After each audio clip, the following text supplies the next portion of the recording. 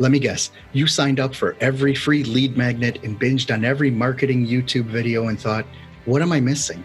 Why isn't my business exploding like that? Well, I can tell you, you're not alone. Whether you're just getting started or have an established business, entrepreneurship can be really lonely, but it doesn't have to be.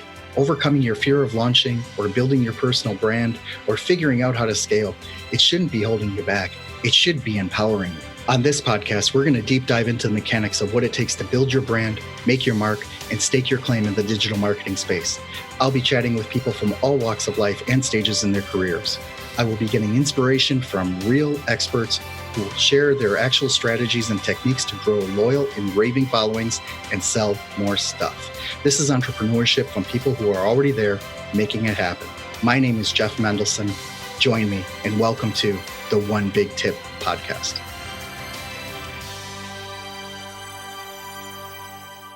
Hello, everyone. Welcome back. This is Jeff Mendelson, and you are listening to the One Big Tip podcast. Today, I am very pleased to interview Danielle Cuomo, who is the owner of Virtual Assistant USA, a virtual assistant company that has been serving business owners since 2008. Danielle, welcome to the show. Thank you very much for having me. I'm happy to be here. So, Danielle, some of the listeners to my show know that I'm a huge proponent of hiring VAs, whether they're onshore here in the U.S., near shore somewhere in North or South America, or even offshore. Can you tell me what it is about your company that is different and makes you guys special? Yes, absolutely. So there are, of course, virtual assistant companies all over the country, all over the world.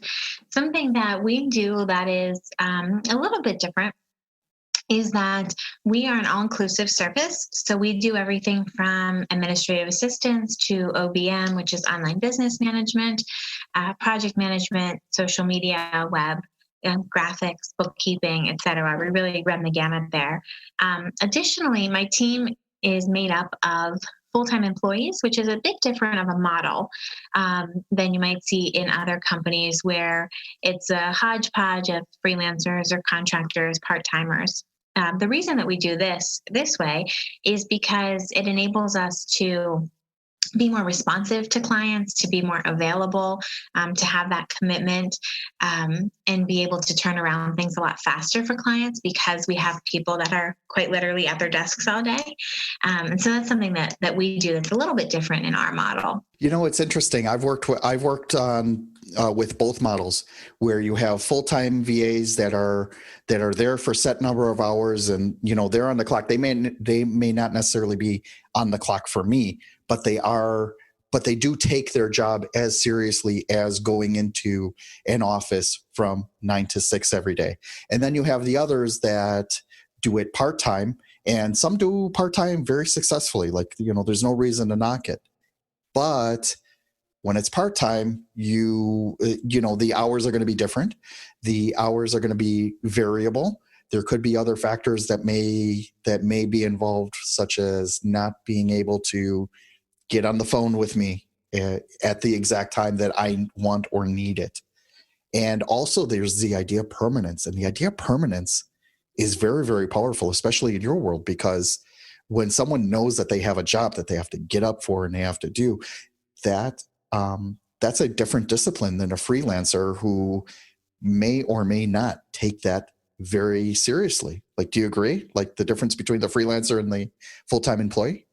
Yes, I absolutely agree. And I think it comes down to having a bit of a higher standard for our clients and for the product, the work that we're putting out.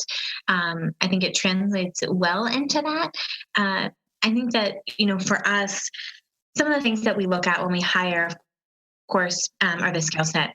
But we also look for soft skills like resourcefulness, problem solving.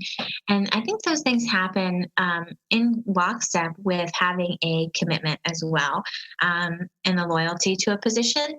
And so those things sort of come naturally when you do it under this model, which has been really helpful for us. It's something that, I know that our clients have found valuable as well. Interesting. So this actually leads into your one big tip. That is the 5 most important tips for hiring a virtual assistant the right way. So this is a set of criteria for figuring out whether you're even ready to hire a virtual assistant, because there's a huge difference between wanting one and being able to work with one, and getting the most out of your virtual assistant, which is of course very important because you're paying them to alleviate your workload. So what's your one big tip? Yes. So I have a few areas where I think that are important to know when you're going to hire a VA. So when you're ready to hire a virtual assistant, these are the things that you want to look for. So first, in general, as you said, lots of people want to hire a VA. They might need a VA, but there is a distinction between that and being ready to hire a virtual assistant. So when that happens for you, mostly you'll find yourself spending a lot more time on admin than you are on building or growing your business. You kind of maybe lost that zest and the passion for your business. You're just kind of getting into the humdrum day-to-day tasks. Things are falling through the cracks. That's another big impetus for hiring a virtual assistant. But when you know that you're ready to hire a virtual assistant, there's a few sort of things you should check off. First, your business should be generating enough revenue. You don't have to be rolling in cash, but you should have positive cash flow. With a lot of companies, mine included, you can start slow. You can just use a few hours a week, so you don't need to make a big investment up front. But hiring a virtual assistant shouldn't be a burden on your budget. It shouldn't be something that's going to put that added stress on your bottom line. Additionally, you have to be ready to let go. It can be just a little bit at first, but you do have to sort of give up on that idea that your hand needs to be in every single little detail of the business. You have to trust and know that maybe someone else can do it better, faster, cheaper, any of those things, and be trusting in that. As far as processes go, you do have to have processes in place, or if you don't, if you're not a process-oriented person, you have to be willing to let your virtual assistant make those for you. That's just going to make a much smoother operation overall. It's something that can make processes repeatable. It can make them documented, and those are things that you want to focus on as well. And additionally, the last tip that I would say there is you really have to dissect what's happening in your business. So before you hire a virtual assistant, just taking the time for you to say, what am I spending my time on? Where am I spending too much time? Where do I think that somebody could be doing this a little bit better than me? And be ready to, communicate your expectations clearly. Be ready to spend the time with your virtual assistant. Certainly, when you're hiring a virtual assistant, you're probably really busy. You probably don't feel like you have a whole lot of extra time in your week, but it will make a big difference if you can establish a regular cadence, like a Monday morning 20-minute huddle with your virtual assistant, carving out that time to communicate, to clearly communicate expectations. That's going to make a big difference as well.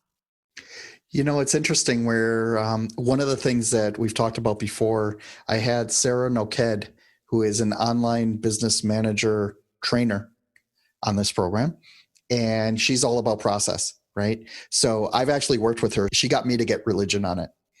And getting the process down has been a godsend, because what happens is that you create a very predictable service deliverable, and even if you're talking about something creative, like creating social media or designing a logo for somebody, as long as there's a process in place for how to receive the information, having the customer, for example, fill out a questionnaire that hits on all the bullet points that you need, and then having a set delivery time, all of that makes your business being able to deliver better. Yes. And to be on time. And it also helps you in scale, because once you bring on 2 graphic designers, 3, 4, 10, you can give them the same procedure. And as long as they can follow that same procedure, that it does wonders for increasing your scale, right? Because I think that's one of the biggest things that freelancers lose sight of when they go into business for themselves. They think of themselves, they think that they're amazing business people, right? But they end up being technicians, But they're- right? yeah. Because they end up thinking like, oh my God, like if I'm gonna go out on my own, develop websites. Well, if you're the one developing the website, then yeah, then you're the technician. You're not the business person. You just built yourself a new job. Right. Yes. And building yourself Yeah. a new job is okay, that's nice, but you can't scale it. Right. So how do Right. you become, someone who can handle 10 projects a month or 20 projects a month or 50 Yes. projects a month? At some point, it's not going to be your fingers on the keyboard doing the work. And if you don't have those processes in place, yeah, that model is going to fall apart very quickly, or you'll end up in a divorce. One of the two. Right. So Either one. Yeah. yeah, either one. Something's going to happen. Yeah. So that's really interesting. All right. So cool. Thank you very much for that. Danielle, why don't you tell people where they can reach out to you if they want more information on hiring a virtual assistant? Sure. They could visit our website. They can just go to virtualassist.com. They can fill out the contact form. There's some other ways to contact us there. And I personally reach out to everybody that goes through our contact form, so they would get me directly and we could chat.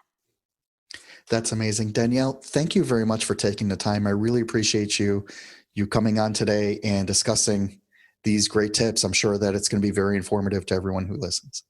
Well, thank you so much for having me. This was a pleasure.